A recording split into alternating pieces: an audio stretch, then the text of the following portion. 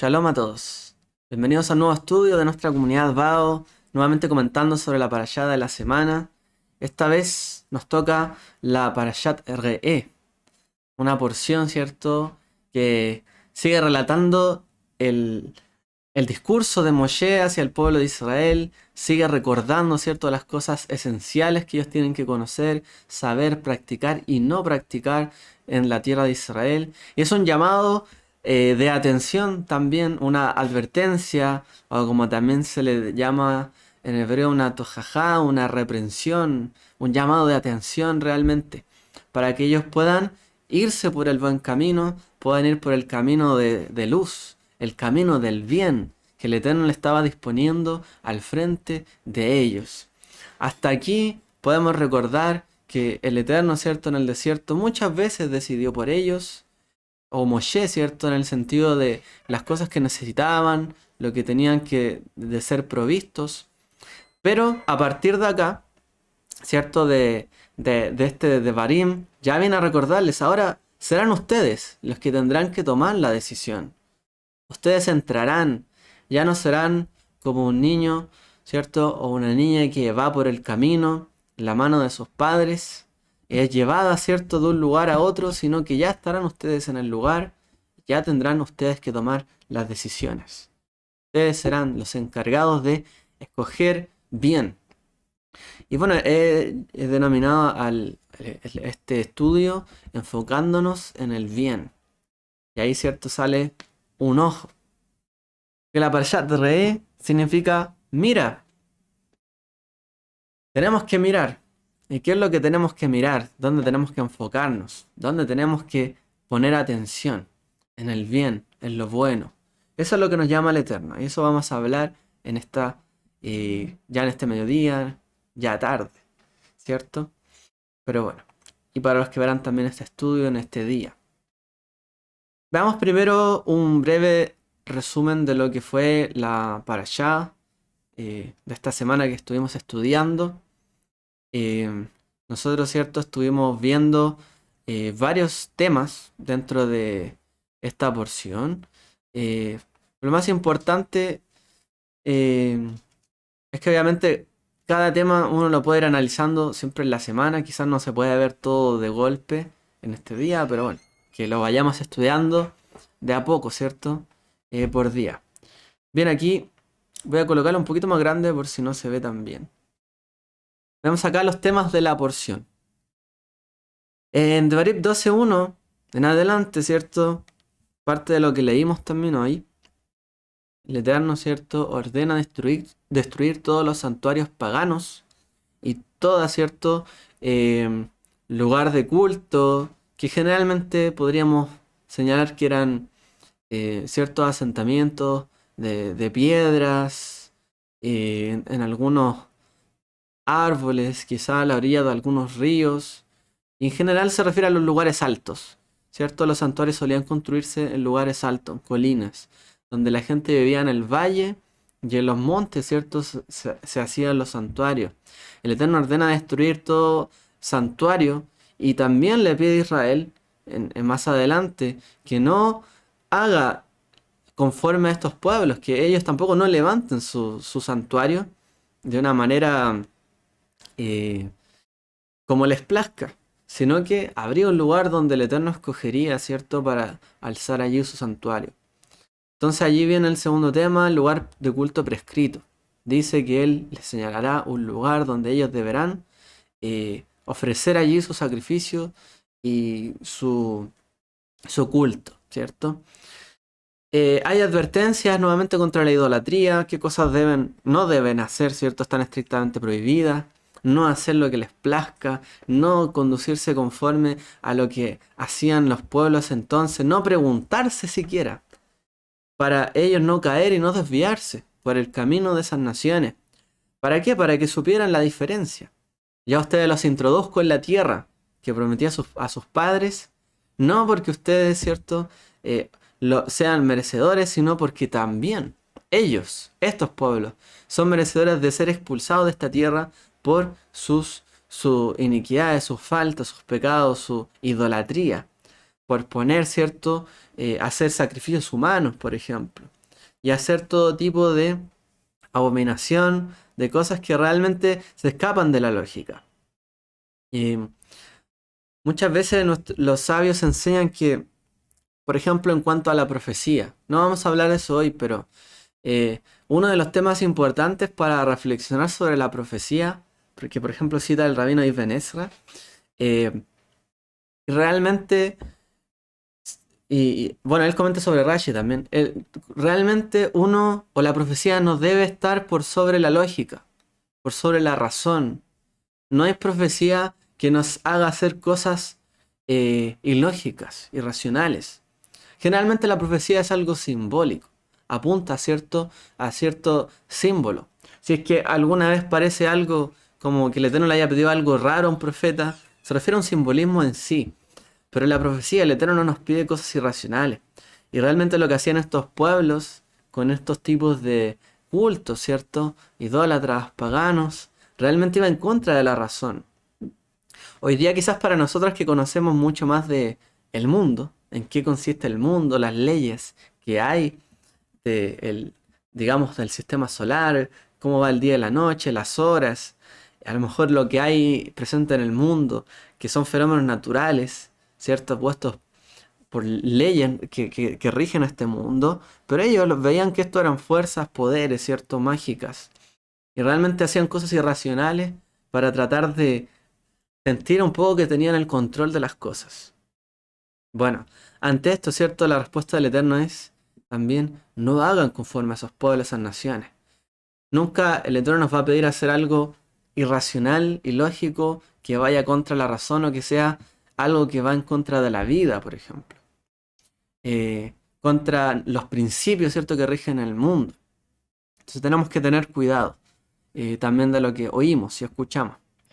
A veces, de hecho, cuando los sabios citan esta reflexión, es justamente para no dejarse guiar por milagros y señales que otros o gente puede hacer. No hay que guiarse solo por señales, sino por la escritura, la Torá. Y la Torá siempre nos lleva hacia la razón. ¿Por qué? Porque la Torá la podemos estudiar. Y cada vez que la estudiamos profundizamos en ella y entendemos las razones. Y por qué habrá dicho esto, por qué está escrito esto.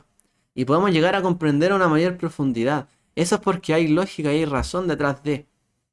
Él no nos pide que creamos por milagros irracionales, sino realmente por un sentido común y nuestra conciencia se dirige hacia Él.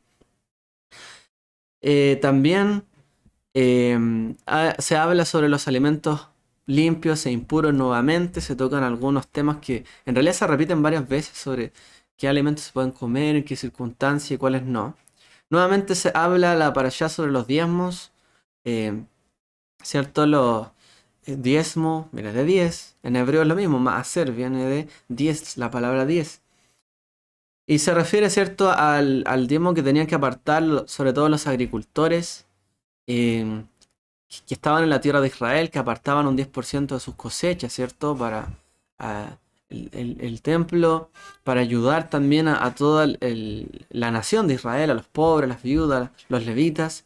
Y en general siempre había un diezmo obligatorio y había un segundo diezmo que también se debía dar. Era prácticamente un 20% que tenían que apartar, algo muy similar a lo que sucede hoy día en estos tiempos, ¿no? Que se da un 20% o un quinto, como Yosef, ¿cierto? José, en la historia también impuso un impuesto así del 20% en aquel entonces.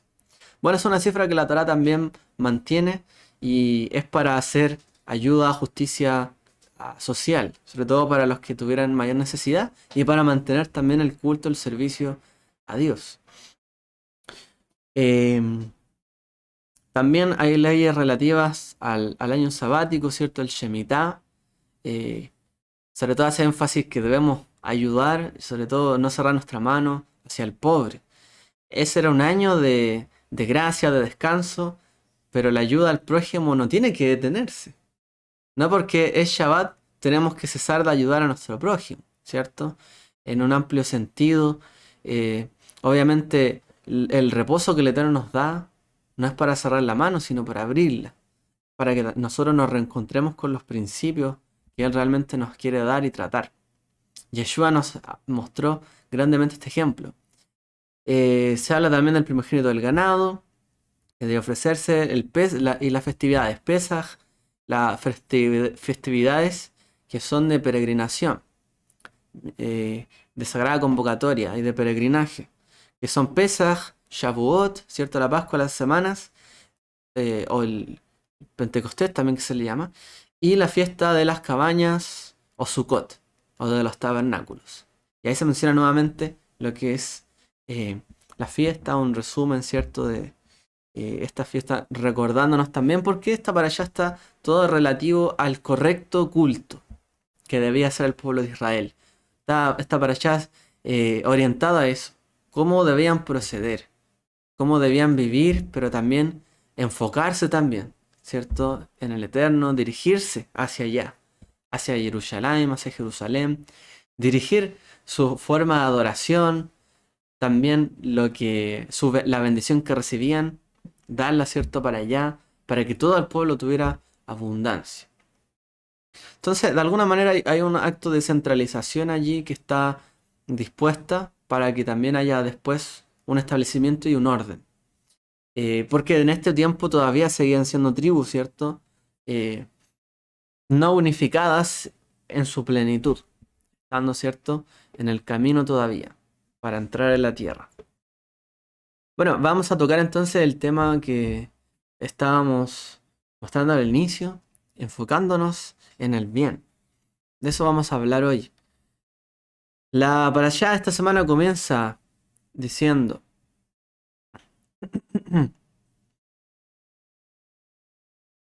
voy a cambiar un poquito la pantalla.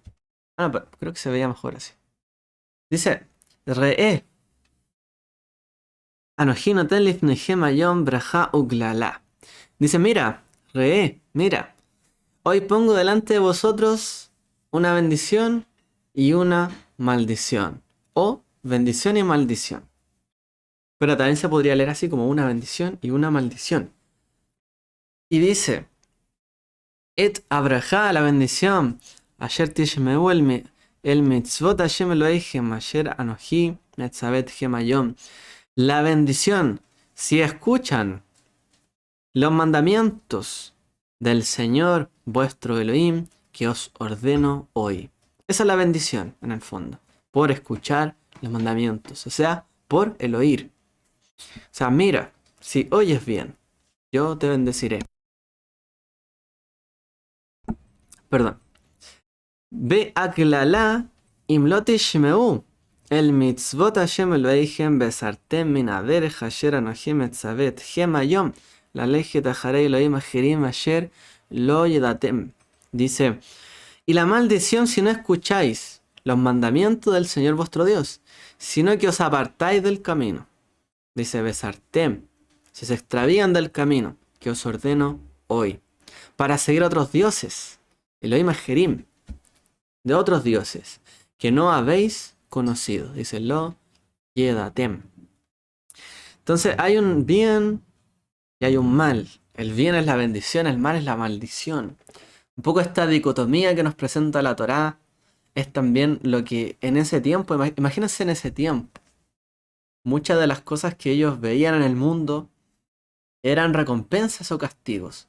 Hoy día quizás nosotros tenemos una mirada mucho más científica del mundo y de este siglo. Hoy día nosotros vemos que prácticamente las cosas ocurren de manera natural. Bueno, hubo una liberación de la fuerza de la tierra, ¿cierto? Un terremoto. Hubo a lo mejor una inundación, bueno, salió de su caudal. Y hoy día nosotros decimos, bueno, nosotros somos los causantes del cambio climático. Bueno, en ese tiempo había una versión un poco anterior a todo esto. Y a través de la bendición y la maldición. O sea, ellos sabían de que habían actos que hacían o cosas que hacían que, digamos, al Eterno o a Dios o incluso a los dioses molestaba. Y otras cosas que a ellos les agradaba. Y en parte ellos también tenían este principio de que las cosas suceden también por nuestra culpa. Nosotros somos los que ocasionan un problema en este mundo. Nosotros, nuestros actos, también nos llevan a que las consecuencias sean buenas o malas. Y si obro bien, me va a ir bien, y si obro mal, me va a ir mal. hay bendición y maldición. Pero también reconocían que habían fuerzas que iban más allá del quehacer, de la fuerza humana. Hay cosas que están fuera de nuestro control. Y si alguien nos bendice, alguien nos maldice, hay fuerzas que actúan en nuestra vida. Como les decía, hoy día nosotros quizás tenemos una versión un poco más científica de todo esto, de cómo se ocasionan las cosas, pero también tomamos responsabilidad de lo que pasa en este mundo. Y eso es algo de lo cual nunca nos podemos desligar. Nosotros también somos parte, ¿cierto?, de nuestro destino. No es el destino el que juega un papel en nuestra vida sin que nosotros podamos hacer nada. Obviamente nosotros jugamos un papel y nosotros también tenemos que escoger. Y tenemos no solo que escoger, sino que enfocarnos. Por eso este tema le llamé enfocándonos en el bien. Porque la parashá comienza diciendo, mira. Cuando uno mira algo, ¿cierto? Se tiene que enfocar en algo. Yo miro y puedo tener la mirada perdida, pero miro y tengo que enfocar algo. O sea, ¿cuál es mi enfoque? ¿Qué estoy mirando? Y para realmente ser conscientes de bendición y maldición y de la elección que tenemos en nuestra vida, tenemos que mirar bien. Hoy día nosotros quizás en este mundo sencillamente buscamos, muchas veces se busca la riqueza, se busca el bienestar, pero no se mira bien. Si hay algo que diferencia entre las personas que son expertas, que saben de un tema, a personas que realmente están aprendiendo algo, es que la persona experta mira y se da cuenta de todo lo que sucede, de lo que sucederá si hace ese acto, qué es lo que va a pasar en el entorno, cuáles son las consecuencias que podría traer, el nivel de gasto y el beneficio que tiene. Y se enfoca en una cosa, pero es capaz de ver todo lo que hay alrededor. Esa persona realmente es porque ya ha trabajado su talento, sus dones y realmente ha podido desarrollar una habilidad. Y solamente tiene que mirar algo y ya con el tiempo sabe más o menos lo que sucede alrededor de las cosas. Y la decisión es más sabia, es más amplia. La decisión cada vez, ¿cierto?, se torna mucho más precisa. Porque tiene un buen ojo, mira bien. Y mira y sabe lo que tiene al frente y lo que va a pasar más adelante. Entonces tiene que tomar atención. No solamente nos guiamos nosotros por lo que oímos, ¿cierto? La otra dice, mira, oye lo que él te dice. Si hay algo que nosotros tenemos que entender es que el consejo que el Eterno nos da a través de su Torá, su palabra, el consejo que recibimos también a lo largo de nuestra vida, digamos, con nuestros padres, o nuestros maestros, o de quien hemos aprendido, en general, un consejo, amistad, es que el consejo infalible, la única voz que nosotros escuchamos infalible es la voz del Eterno. Porque hay buen consejo y también hay mal consejo. Porque hay palabras que son dulces, pero hay también palabras que son amargas. Hay palabras que buscan nuestro bien y palabras que buscan nuestro mal. Y no hay nadie más interesado en nuestro bien que el Eterno. El Santo y bendito sea.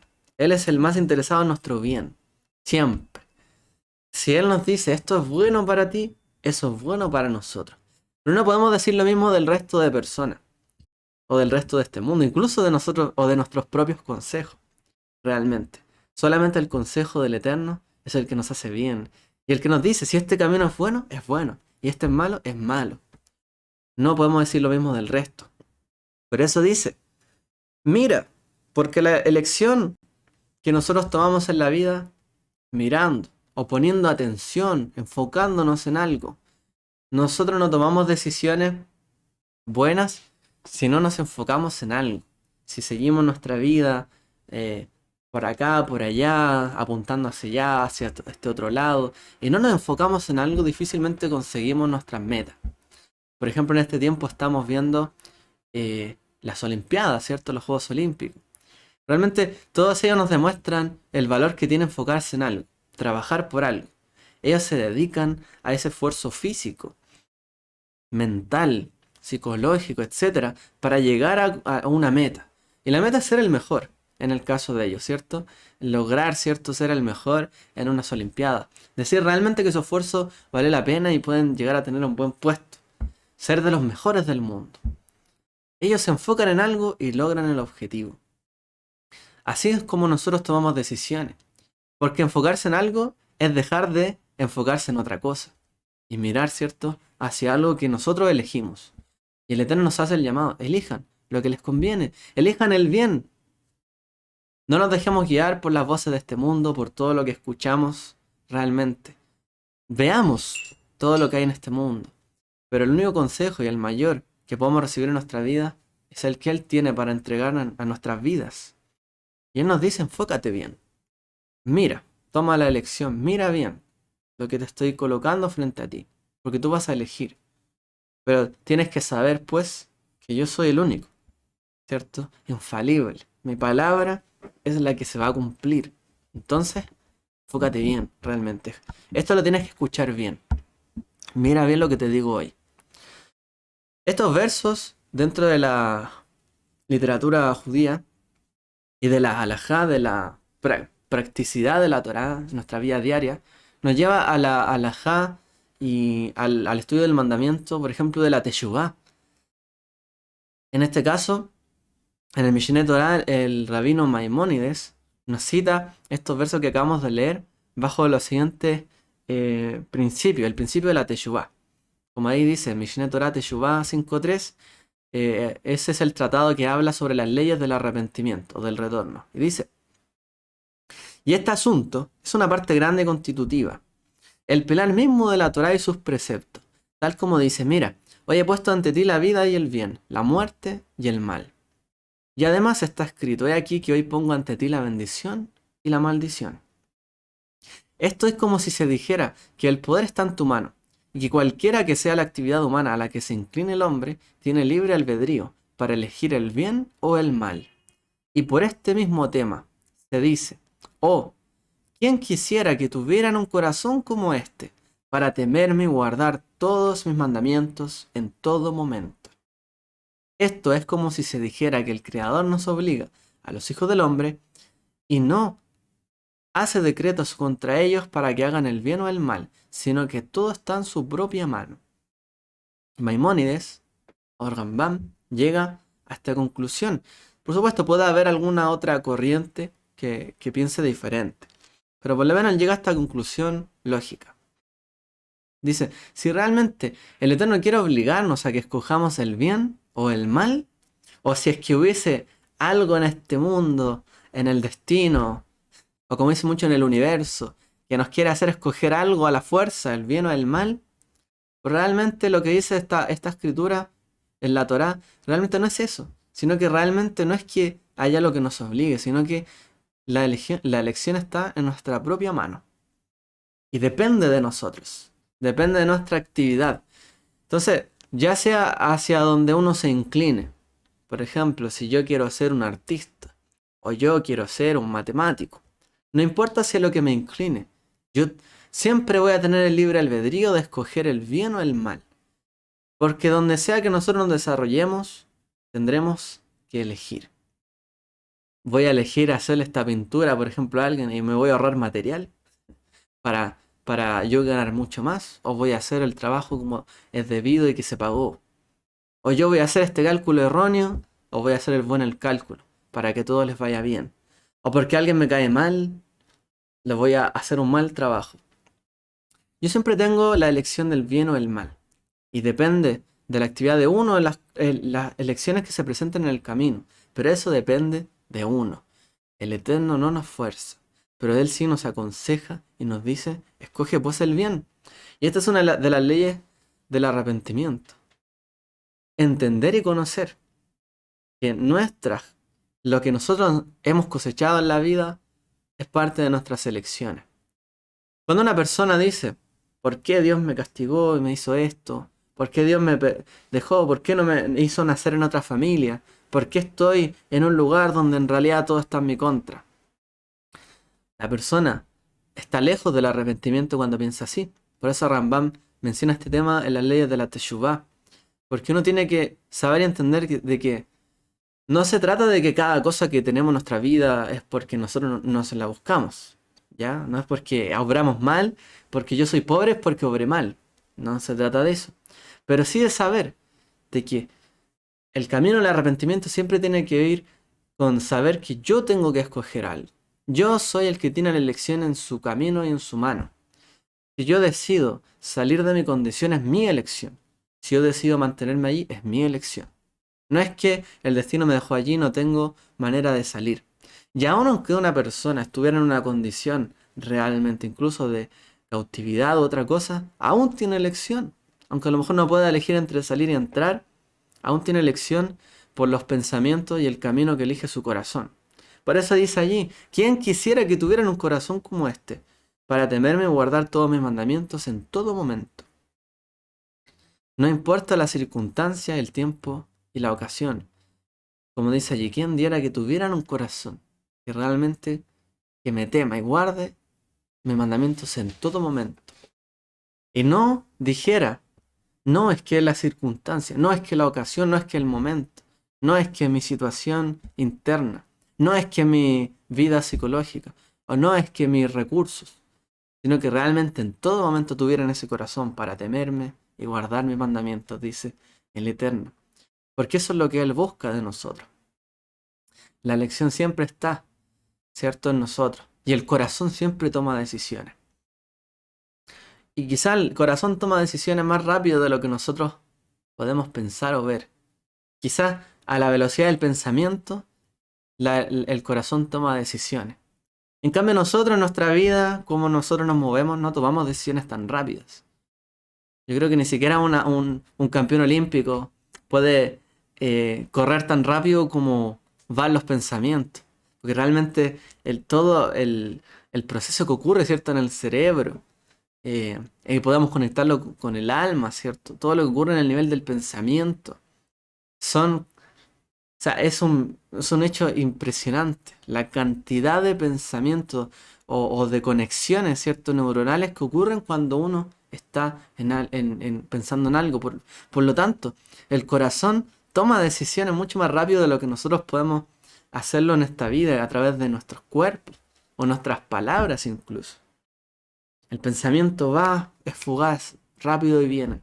Por eso lo importante es trabajar el corazón y controlar el corazón. Y realmente tener un corazón lleno de temor para que cuando uno piense cosas que no estén correctas, no las llegue a concretar. Porque uno puede pensar en hacer todo el mal del mundo, pero no hacerlo. Por eso tenemos que tener temor de Dios, controlar nuestros corazones. Ese es el objetivo también de los mandamientos. Controlar nuestros corazones. Porque son bastante dados, ¿cierto?, a tomar, a llenar nuestra vida, nuestra mente de pensamientos, que luego quizás muchos de ellos nunca debemos haberlos tenido y tenemos que desecharlos. Y muchos otros pensamientos que no tenemos, tenemos que darle la bienvenida. Pero tenemos que purgar también, tenemos que nosotros filtrar en nuestros corazones todo eso. ¿Por qué? Porque si no no nos podemos enfocar en algo. Cuando el corazón está lleno de pensamientos, como cuando una persona va a dormir, si está lleno de pensamientos, no puede dormir. Porque no se tranquiliza, no se puede enfocar ni siquiera en el dormir, que significa no enfocarse en nada. Hasta eso es difícil. Por eso hay que controlar y ejercitar el corazón. Uno de los principios de la Teshuvah. Seguimos avanzando en nuestro tema. Dice y cita el Sefer HaJinuj, el libro, ¿cierto?, que estudia los mandamientos de la enseñanza, Jinuj. En la Mitzvah 452 dice: Ihatov Yedavek Vatov, Vejael Atov Hafetz Leitiv, Velagen Yetzabe Amo Livjor Vatov. Así dice este verso. No sé bien de dónde está citado. Me encantaría saberlo, pero no sé bien de dónde está citado. Pero el Sefer HaJinuj lo cita. Dice porque lo bueno, Yihatov Yedavek Vatov, porque lo bueno se aferra a lo bueno. Se apega, ¿cierto? Se une a lo bueno. Bejael, y el Dios, Hatov, el Dios bueno. Jafetz Leativ, él busca, él persigue, él desea el bien, hacer el bien. Velagen, por lo tanto, Yetzabé amó, él le mandó a su pueblo, Livjor a escoger Vatov en el bien.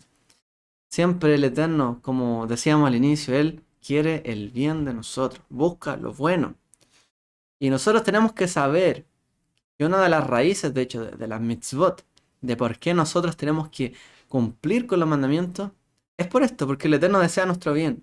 Y como Él desea lo bueno, nosotros tenemos que saber que el bien se aferra al bien, lo bueno se pega a lo bueno. Y el Dios bueno quiere hacer el bien. Por lo tanto nos dijo y nos ordenó a escoger el bien. Y esto es prácticamente una de las raíces de cualquier mitzvah, de cualquier mandamiento. Tenemos que saber que Él escogió para nosotros el bien. Y no hay otra razón inclusive válida o más válida que esta. Bueno, la mitzvah nos hace bien. El mandato nos hace bien. Dios nos hace bien. Su voluntad nos hace bien. ¿Por qué tengo yo que aceptar que Él me mandó a hacer esto? Porque me hace bien. Y si queremos nosotros aferrarnos a lo bueno, al Dios bueno, bueno, hagamos el bien. Escojamos siempre el bien. Y Hatov Yedavek Batov. Así dice, lo bueno se aferra a lo bueno. Vamos a pasar por un par de temas antes de regresar a lo nuestro para complementar también lo que estamos diciendo. Dice la Torá, Uverajeja Hashem Eloheja Bechol Asher Taase.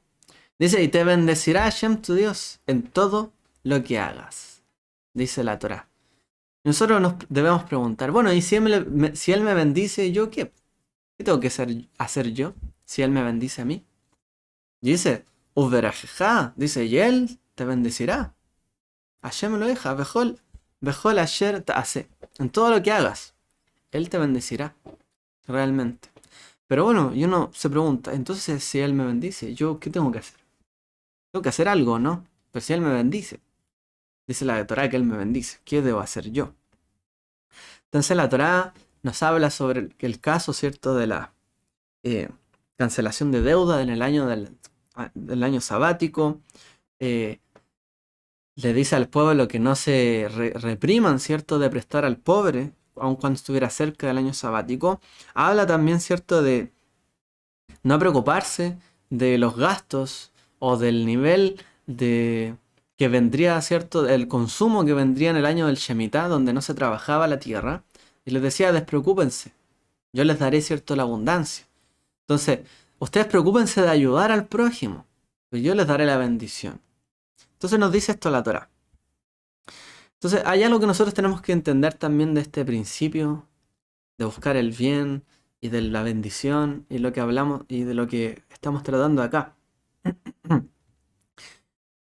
Y es que nosotros tenemos que entender de que es el Eterno quien determina el bien, ¿cierto? La bendición y el éxito que tendremos cuando nosotros realizamos nuestras labores en esta vida. Pero también tenemos que entender que no tenemos que confiar únicamente en su supervisión, en su providencia, en su hashgaha, como se dice en hebreo, sino que realmente tenemos que hacer esfuerzo para ganarnos, ¿cierto? El sustento. O sea, no solamente se trata del me bendice y una hago nada, también tenemos que esforzarnos para ganar el sustento. Pero, aún así, tenemos que tener en mente que nuestros esfuerzos no son la causa directa de nuestro éxito, nuestra bendición, o nuestro éxito económico, nuestro éxito material, nuestro éxito quizás sentimental, etcétera, sino que realmente es el Eterno el que nos da a nosotros, ¿cierto? Es la causa directa. La causa directa no es nuestro propio esfuerzo, sino es también lo que Él prepara para nosotros. Entonces, todo el esfuerzo material, físico, mental que nosotros hacemos es un vehículo, es un conducto por el cual nos llega la bendición de Dios. O sea, el fin no es preocuparnos nosotros de todas las cosas físicamente, sino que es el medio, porque el fin es obtener la bendición del Eterno. Entonces, nuestra tarea principal en la vida es obtener y ser merecedores de la bendición de Dios. Por ejemplo, yo podría trabajar toda la vida en algo y me puede ir muy bien en eso, pero es diferente a que Dios o que Dios me dé la bendición de que me vaya bien en eso. Nuestro objetivo siempre tiene que ser merecedores de que Él nos dé la bendición y de que en lo que nosotros hagamos Él nos bendiga. Pero nuestro fin tiene que ser perseguir la bendición. Y todo nuestro esfuerzo físico, mental, etcétera, tenemos que entenderlo como un medio para conseguir su bendición. Porque lo principal es alcanzar su bendición. Porque cuando está su bendición, no importa lo que hagamos, tengamos o no tengamos, está su bendición. Y donde está su bendición, no falta nada. Donde está su bendición hay paz, hay shalom, hay abundancia, no falta nada. Y no tenemos que forzar nada. Y no tenemos que preocuparnos más allá, porque está su bendición. La bendición de Él es lo que nosotros tenemos que perseguir en la vida. No el bien material, físico, etc. ¿Por qué? Porque si solo nos enfocamos nosotros, probablemente nuestra vida se llene de egoísmo. Y si solo nos enfocamos nosotros, mirando lo que tiene el otro, nos enfocamos en la envidia.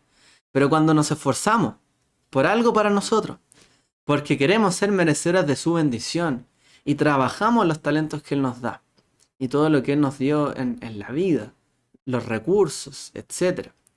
Realmente, pero para meritar su bendición, para hacer las cosas bien hechas, en ese momento encontramos, ¿cierto? La bendición, la alegría, la felicidad, la tranquilidad. Así como el Eterno le prometió al pueblo de Israel, si ustedes hacen esto, si se conducen bien, ustedes no es que están escogiendo vivir bien, comer bien, no están escogiendo tener la mejor casa, que haya siempre lluvia, ustedes están escogiendo la bendición, la brajá. Si ustedes realmente escogen la bendición, primero la bendición, les va a suceder todo eso. Habitarán tranquilos, no habrán quien los moleste, ni bestia, ni enfermedad, etc. Comerán, se saciarán, etc. Pero el objetivo es apuntar hacia la bendición, ser merecedores de esa bendición. Por lo tanto, en todo lo que hagamos, cuando apuntamos a ganar, a ser merecedores de esa bendición, no hay otra manera de hacerlo sino por la obediencia y por el cumplir su palabra, sus mitzvot, y hacer las cosas bien, con moral, la moral que el Eterno nos plantea. Nuestro objetivo es ser merecedores de la bendición, no ganar, ¿cierto?, en este mundo. ¿Por qué? Porque quien gana en este mundo riqueza, vivirá en este mundo con riqueza. Pero quien busca y gana bendición, no solamente gana bendición en este mundo, sino que también bendición en el mundo venidero. Porque la bendición viene de lo alto, no viene de este mundo, sino que viene de Él, del Eterno. Y Él, ¿cierto?, no tiene ni tiempo ni barreras. Su bendición permanece siempre. Ese tiene que ser nuestro objetivo, siempre, apuntar hacia su bendición, vivir con bendición. Y vivir con bendición no es, no, que ahora tengo a lo mejor la mayor riqueza, puedo cambiar, no sé, de vehículo todos los años. No es eso. El objetivo es la bendición, ameritar la bendición, ser merecedores. Y Hashem ya nos dijo, escoge pues el bien. Si escogemos el bien, Él nos bendice.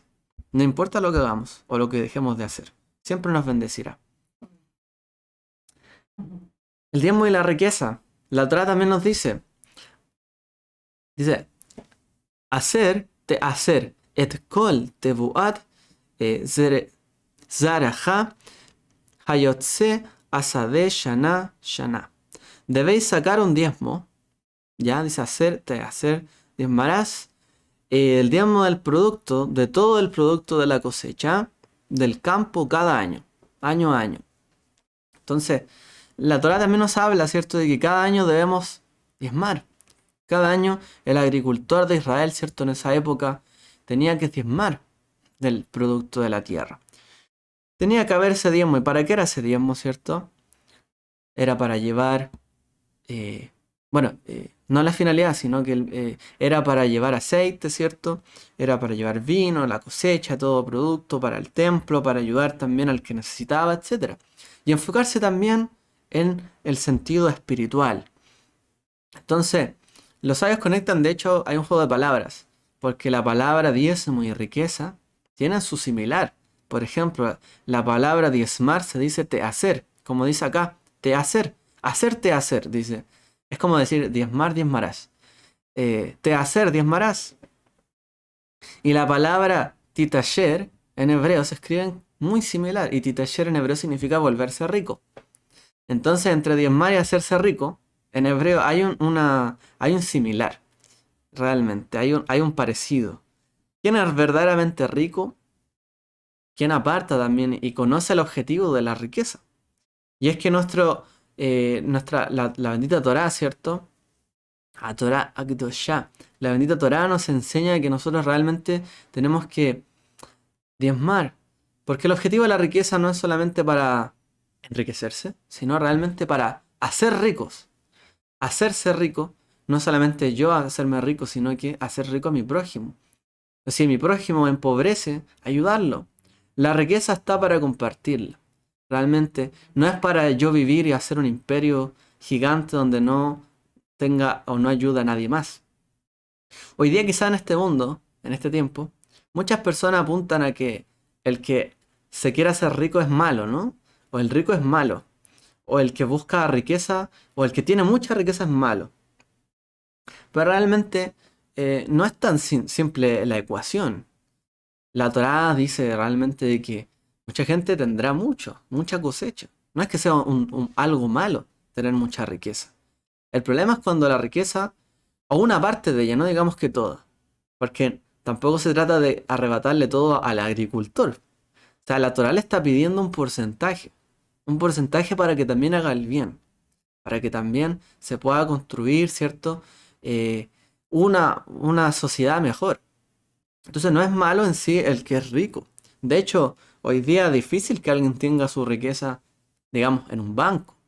Hoy día toda la riqueza está dando vuelta en el mundo, en los mercados, en empresas. O sea, el dinero genera, no solamente se guarda bajo el colchón. De hecho, el gran, podríamos decir, eh, repunte, o incluso milagro económico del último siglo, de por qué el mundo salió de tal grado de la pobreza, es porque la riqueza no se acumulaba solamente bajo el colchón, sino que la riqueza empezó a trabajarse en la sociedad, a hacerse creación de empresas, sociedades benéficas, invertir en esto y en esto otro, y cuando alguien invierte financia a otro, ¿cierto? Y eso que se financia a otro, que son créditos, ese mismo puede surgir con ese financiamiento y así. Todo el dinero está dando vueltas, no está guardado bajo colchones. Y es por eso que se genera riqueza en el mundo. Porque el dinero no trabaja solo para una persona. Porque el rico sabe que no se puede hacer rico si el dinero solo trabaja para él. Tiene que trabajar para todos. Y esos todos también le dan a él la riqueza que obtiene. Pero porque la riqueza tiene que trabajar para todos. O así lo hace. Entonces es un error plantear muchas veces que el que tiene más o porque es más rico es malo. O tiene un problema moral. No es eso. No es un problema. De hecho, en la Torá no es un problema que alguien tenga más que otro. El tema es que ese dinero no puede ser solamente para guardarlo. Imagínese usted una cosecha, donde el agricultor sencillamente dijera no voy a darle nada a nadie. Y pasa que no siquiera es capaz de vender todo lo que tiene. ¿Qué pasa con esa cosecha? Se pudre. ¿Qué pasa con lo que da la tierra? Con el fruto, todo lo que se gastó, lo que se consumió. Se pudrió. No sirvió de nada. ¿Qué sentido tiene eso? Por eso, ¿cierto? Hoy día también el mundo logró salir de en muchos casos, muchos países, de la extrema pobreza. Porque el sistema también, hoy día nosotros vemos que el mundo se rige. Incluso los grupos más, podríamos decir, más extremos de otra ideología, y también lo usan, porque es la manera de generar riqueza. La riqueza no se guarda, ni se acumula bajo el colchón. Eso, de hecho, se llama ahorro. Sino que ese ahorro se invierte y se invierte en los mercados, en empresas, en el trabajo, para que siga generando. Y la riqueza sigue generando, porque está ayudando a otros también a salir adelante. Ese es el verdadero. O sea, hay un principio hoy día de estos mismos temas de ayudar a otros. O sea, si alguien se pensaba que a lo mejor la gente más millonaria del mundo tiene el dinero a lo mejor solo en un banco, pues no. El dinero está invertido en cientos, miles de empresas que están generando trabajo, condiciones, gente que se capacita, a la vez se obtienen más recursos y así se va trabajando. Entonces, no es un problema moral ese. El problema es, claro, cuando hay cuando la persona decide a lo mejor no ayudar o evadir toda responsabilidad con el prójimo. Eso no se ve bien, ¿cierto? Ese es otro tema. Bueno, habiendo aclarado eso, porque también me parece importante hoy día reconocer estas cosas, para no dejarnos engañar también por las voces de este mundo, qué es lo que nos plantea la Torá y qué es lo que realmente tenemos que pensar. De otra manera, el pensamiento nos lleva hacia la envidia, a lo mejor un resentimiento de porque alguien tiene más que uno. No se trata de eso. Entonces tenemos que saber que la riqueza trabaja para el mundo, para ayudarnos a todos, directa o indirectamente. El maaser es una manera directa de ayudar a alguien. Yo aporto, ¿cierto?, una cantidad directa. Podríamos decir incluso como hoy día son los impuestos, que ayudan a mantener. Pero también hay maneras indirectas de ayudar. El mismo trabajo genera más trabajo siempre. La riqueza genera riqueza. Si no, se pierde. Ahora, hay un ejemplo que me gustó, que dan algunos rabinos, y es que nosotros tenemos que reconocer también que hay personas que pueden dar más que otros, o hay gente que necesita más que otras personas. Por ejemplo, una persona podría decir, bueno, el Eterno me dice que tengo que ayudar a alguien. Bueno, a todos les voy a, todo el que me pida, Yeshua dijo, al que te pida, dale, ok. Voy a andar con un monedero, una cartera llena de monedas de 100 pesos, pero no voy a dar ningún peso más. Imagínense una persona así. Alguien le pide, ya, ahí está, 100 pesos. Oye, necesito ayuda, ¿sabes qué? Necesito pagar esto. Toma, 100 pesos. Y así, que la persona decide darle 100 pesos a toda la persona. A lo mejor para alguien pidió menos, y es mucho. Pero para alguien que pidió más, no es nada. Pero dice, bueno, yo ya cumplí. Ya le di a todo el que me pidió. Bueno, para ello los sabios tienen un buen ejemplo. Y es que nosotros tenemos que entender cuando la Torah dice, no cerrarás tu mano a tu prójimo. ¿Ya? Por ejemplo, cuando uno cierra la mano, uno cierra el puño, por ejemplo. Así se ve el puño. Cuando uno cierra el puño, ¿cierto? Más o menos, uno no, a lo mejor si no conociera el largo de cada dedo, uno miraría y diría realmente todos los dedos son del mismo tamaño, ¿cierto? Pero cuando uno abre la mano, porque la Torah dice no cerrarás tu mano y también dice abrirás tu mano al pobre, dice no cerrarás tu mano, sino más bien le abrirás tu mano. Cuando uno la abre se da cuenta de que los dedos no tienen todos el mismo tamaño, ¿cierto? Salvo algunos tipos de dedos o de mano o de pie. Depende también, hay algunos que son similares en tamaño. Pero en general los dedos cuando están extendidos no son del mismo tamaño. Es obvio que unos son más largos que otros. Entonces cuando uno cierra la mano, es lo mismo en el fondo. Cuando alguien le quiere dar lo mismo a todos es como si cerrara su mano. Porque no está abierto a la necesidad que tiene. Sino simplemente lo hace por cumplir o por decir, bueno, ya para no quedar mal. En realidad tiene su mano cerrada. Pero cuando alguien le pide a alguien, uno trata de dar para cubrir su necesidad. Eso es lo que uno apunta. Y ahí uno tiene la mano abierta y extendida. Entonces uno cuando ayuda a otro no solamente tiene que pensar en, a veces, bueno, lo que yo quiero dar, sino, bueno, ¿qué es lo que me están pidiendo? ¿Cuál es la necesidad que hay? Cada dedo tiene su largo, cada persona necesita también algo diferente. No puedo yo pensar de esa manera, ¿ya? Me gustó mucho ese ejemplo que leí. Pasando también, otro tema que nos apuntaba también en la misma reflexión que hemos estado tratando. Y es cuando la Torah habla del alma. Habla de no consumir sangre realmente. Lo conecta a ciertos actos de idolatría, no hacer sacrificio, etc. Y tampoco debemos comer sangre. Pero tenemos que entender entonces por qué nos dice esto y algo nos dice el hebreo. Ahí está colocado, dice Rat Hazak Levilti Ahol Hadam Ki Adam Hu Anafesh Veloto Hal Anefesh Im Abasar. Dice Rak Hazak. Y lo traducen ahí como solo cuídate. Pero Hazak significa, ¿cierto?, como esforzarse. Realmente hay que esforzarse. Rak Hazak dice, solamente te pido que te esfuerces en algo. Ya, esfuérzate. O sea, no solamente dice cuídate, guárdate.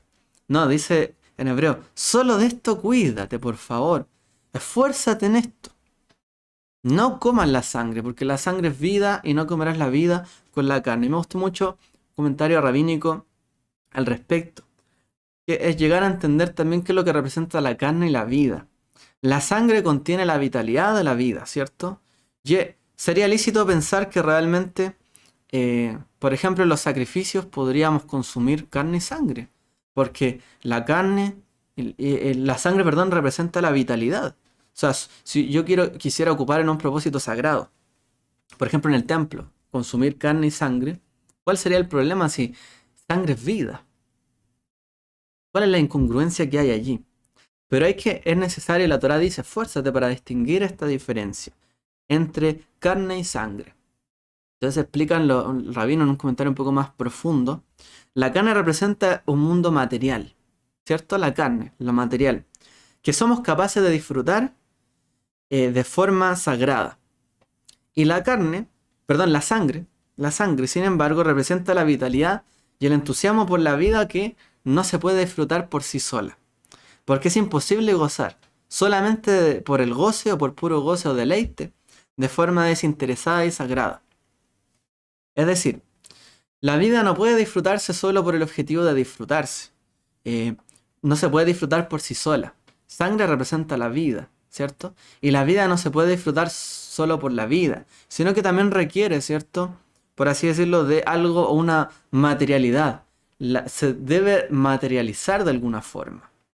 Entonces la sangre puede ser ofrendada en el altar como parte de un sacrificio porque tiene como objeto la santidad, santificar lo material de este mundo.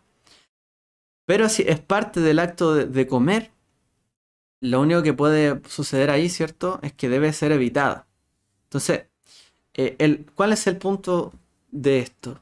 Es que nosotros tenemos que buscar obviamente el deleite, la vida, entusiasmarnos por los temas sagrados de la Torá o del Eterno, en vez de ocuparnos solamente de los sentidos materiales, ¿ya? Y hay que marcar la diferencia. La carne representa lo material, la sangre, por así decirlo, lo espiritual. Cuando nosotros buscamos solo lo espiritual, no podemos hacerlo sin materializarlo en este mundo. Es imposible gozar solo de deleite sin materializarlo con algo en este mundo. Es difícil. O sea, en este mundo está vetado, por así decirlo, comer esa sangre, que significa mera vitalidad y mero deleite, mera vida. No podemos vivir solamente de deleites en la vida o deleitarnos en nada, sino que lo hacemos a través de algo material. Pero el esfuerzo que tenemos que hacer es que santifiquemos también lo material. El acto de comer es un acto sagrado, pero tenemos que hacer la diferencia, ¿cierto? Porque en esta vida, imagínense, el mismo acto del sacrificio. Para ofrecer algo a Dios había que sacrificar un animal. No podíamos adorar a Dios, acercarnos a Él sin haber un sacrificio.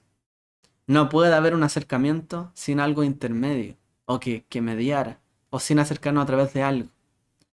No será imposible acercarnos solo por sangre. Por eso también la rectificación de Yeshua, del Mesías, también tiene que ver con la sangre derramada. Para llegar a ese nivel de vitalidad, de sentido espiritual, de perseguir el bien solo por el bien, de perseguir lo espiritual solo por lo espiritual, de abandonar también el sentido material para enfocarnos en lo espiritual. Y en ese camino solo podía hacerse a través de la vida, de la sangre, que representa solo y eso es lo único. Perseguir lo espiritual por lo espiritual. Y que todo lo demás sea añadido. Pero todavía en este mundo tenemos que entender esta diferencia. Porque nos movemos por motivos muchas veces egoístas. No simplemente por el acto de la Torá o de seguir al Eterno. Y eso también nos tiene que ayudar a entender cómo buscamos la bendición. La bendición tiene que ir enfocada siempre en eso, buscar su voluntad. No porque hago su voluntad me bendice. Enfocarse ahí en la sangre, que es la vida, en el Mesías, que nos dio también a escoger la vida, el bien, el arrepentimiento, buscar y mirar hacia Él. Y ahora vamos a concluir con una reflexión también sobre el enfoque. Dice la Torá, dice, Lo tohal alab hametz shivat yamim. Dice, bueno, no comerás pan con levadura durante 7 días, etc. Sino comerás pan de aflicción. Dice en hebreo, dice, Ki be hipazon yatzat meretz mitzrayim. Dice, porque con premura salieron de la tierra de Egipto. Para que te acuerdes todos los días de tu vida en el día que saliste de Egipto. ¿Cómo salió el pueblo de Israel de Egipto? Con premura, con apresuramiento, ¿cierto? Salió realmente rápido. Imagínese usted que a lo mejor ha estado preparando algo mucho tiempo, como por ejemplo un pan. y el pan no leude, o no alcanzó a leudar, y usted se preparó para algo y no leudó y no pasó nada, porque hubo demasiada prisa. Bueno, todo sucede más rápido de lo que vemos. La Torá dice, mira. Pero lo cierto es que todo sucede más rápido de lo que vemos, perdón, o incluso creemos. Las cosas en este mundo pasan así. Alguien puede fijar las cosas en algo y alrededor pasaron cientos de miles de cosas. Eso pasa en este mundo. Y tenemos que entender qué es lo que pasa aquí detrás de esto. Porque de nuevo, el tema se llama enfocándonos en el bien. ¿No es cierto? Este sabio comenta, la razón por la que tenemos que recordar ese estado de prisa es porque la prisa es una forma de presión. Fue porque siempre había que apresurarse mientras era esclavo, que la redención llegó también lo hizo, bajo la apariencia de una prisa extrema.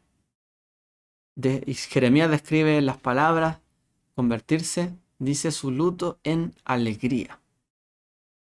Entonces, el problema es que todo suceda más rápido de lo que vemos o creemos en este mundo, a nuestro alrededor. Las decisiones pasan mucho más rápido de lo que creemos o pensamos. Y mientras una persona era esclavo, pues había que apresurarse. ¿Por qué? Porque hay que correr para hacer esto otro. Oye, todavía no tienen listo esto, hay que hacer esto otro. Y hay prisa en este mundo.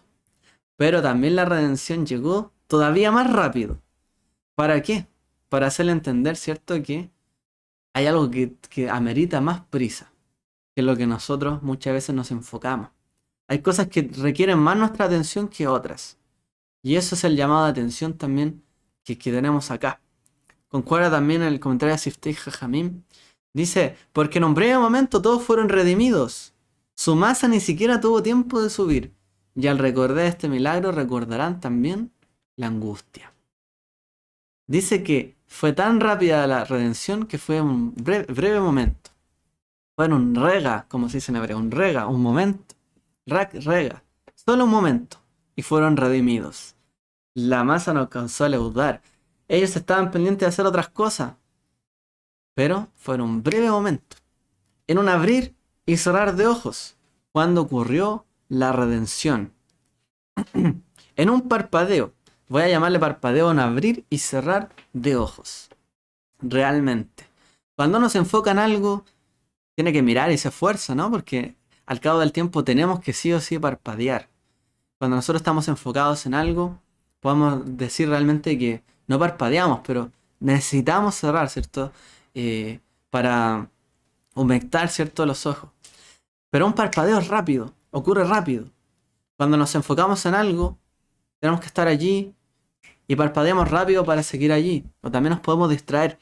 Pero el parpadeo simboliza, en este caso en la Torá, mira, una acción. Es una acción.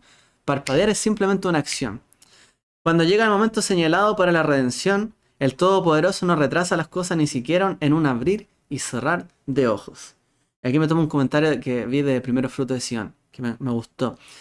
Así pasa, que cuando llega la redención, las cosas pasan así, rápidamente. El arrepentimiento también, lo que hablamos, la teshuvá, tiene el efecto como en un abrir y cerrar de ojos.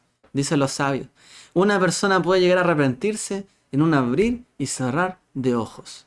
No necesita que pase mucho tiempo, no. Simplemente en un instante se puede arrepentir.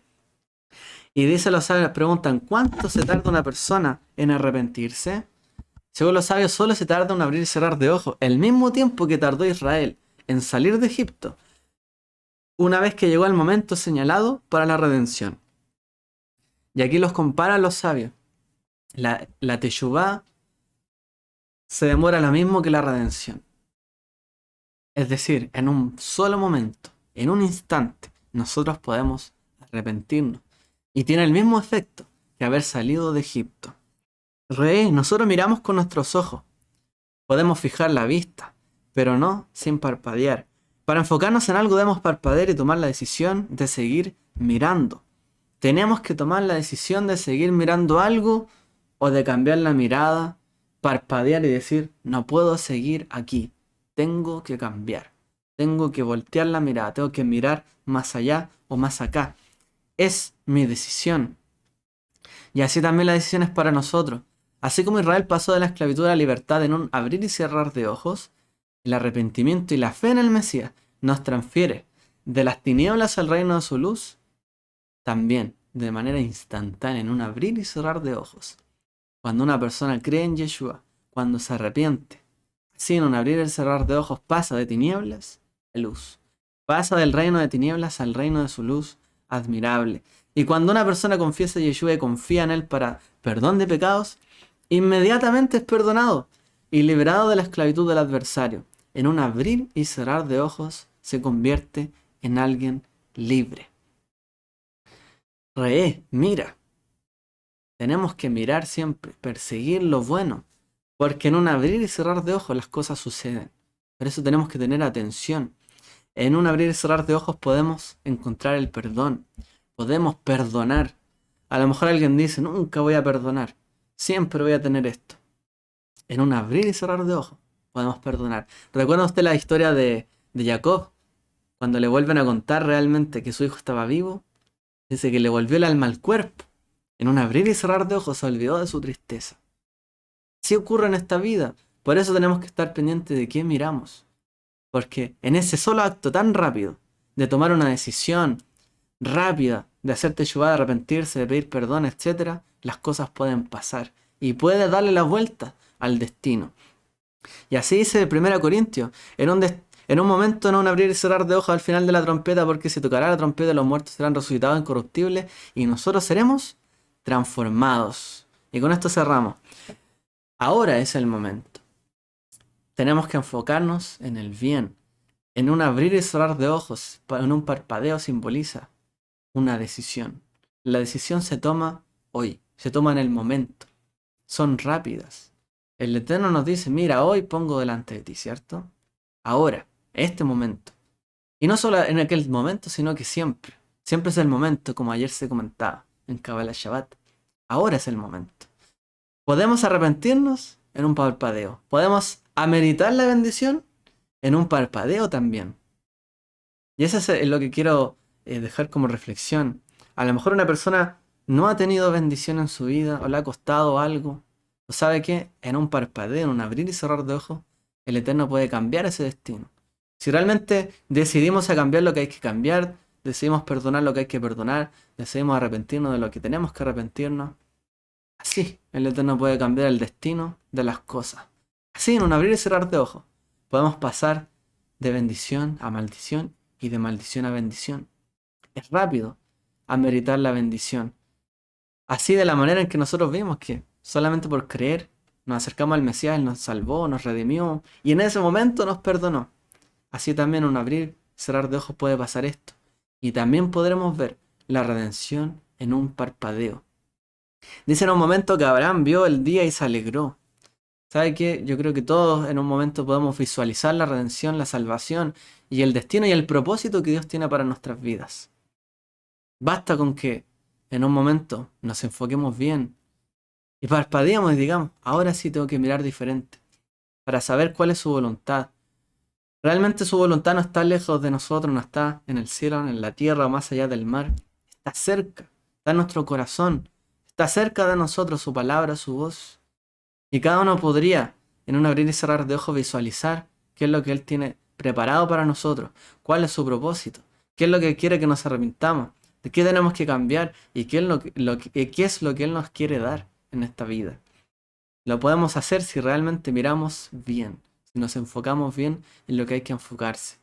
Estoy seguro que así como una persona se da cuenta y puede analizar cuando es experto en algo, inmediatamente hace todo el proceso mental y ya sabe las cosas. Si nos enfocamos en él y en el bien, sabremos qué es lo que él también tiene para nuestra vida. Y eso es lo que tenemos que buscar también, ameritar la bendición y seguir sus caminos y buscar siempre el bien. Y estoy seguro que lo podamos ver si realmente nos enfocamos. Que el Eterno les bendiga a todos. Shabbat Shalom.